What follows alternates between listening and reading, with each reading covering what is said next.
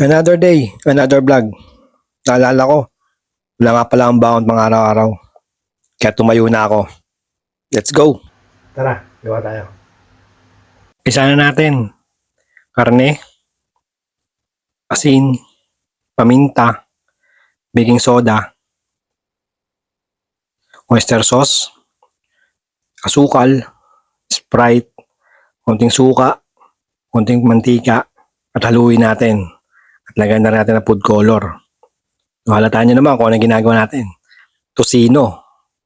Baon pang araw-araw. Shoutout nga pala sa mga solid supporter natin dyan. Sa mga taga Las Piñas, Chaong Quezon, at saka Bicol.